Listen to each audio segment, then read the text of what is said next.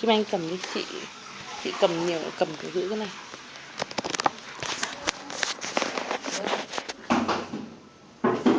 Nhìn hoa hết cả mắt lên chị không. Nhìn bà hoa hết cả mắt. Ôi sướng sướng im thiên thít. Sung sướng đời. Thằng này nó cứ khò khè ấy ạ. Uốn ngáo ấy. Nó cứ kiểu như khó thở ấy, sau đấy thì một lúc thì nó mới hết.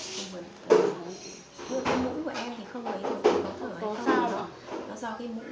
Vâng, thì nó cứ ra nước muối sinh lý nhưng mà thấy chưa thấy rõ gì cả.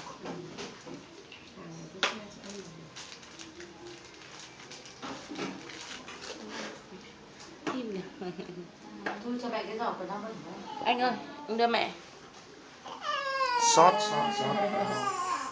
Biết rồi. Ồ, sạch sẽ một tí. Không sao con ạ.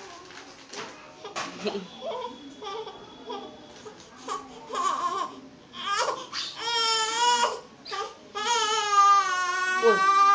Mẹ không sao nhé. Nó khô dần rồi nó thiếu. Cái này phải để thoáng đúng không ạ? Để thoáng như thế này đầu thì là mình nên bao ở một tí.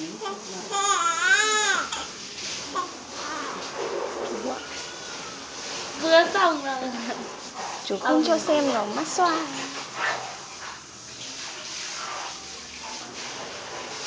Im. Sạch rồi, Này nó im ít ngay. tóc mà.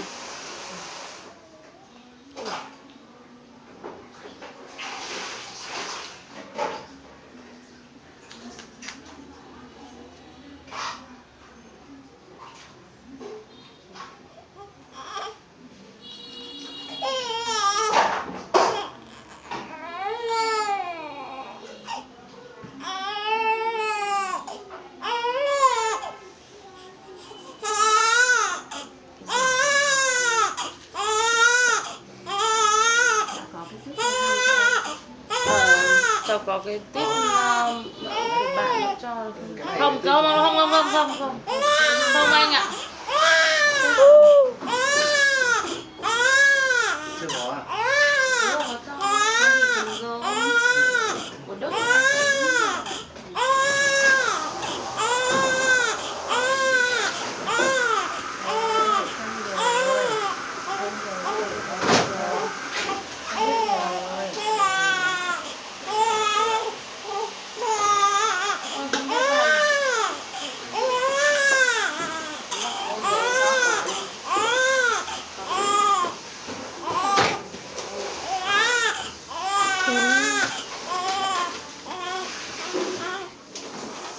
Anh ơi, cái túi mà đồ lúc nãy ấy, mà có cái áo vàng ấy. Không có. Không sao đâu, mai ấy sao em tối bôi cho em tí cũng được. Vâng.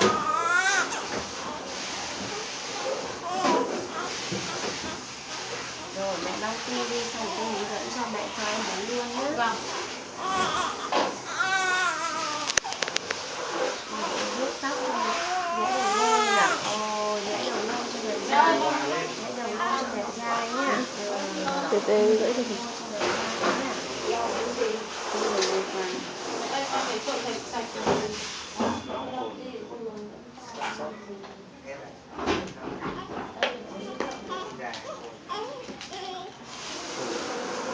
Im thiên thiết. Rửa mắt rửa mũi.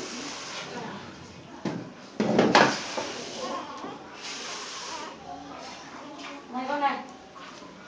Nước này.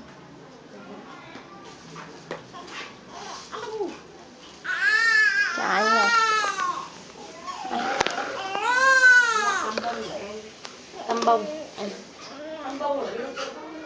Có cái hộp tăm bông ấy. Tăm bông ấy nó rơi rồi.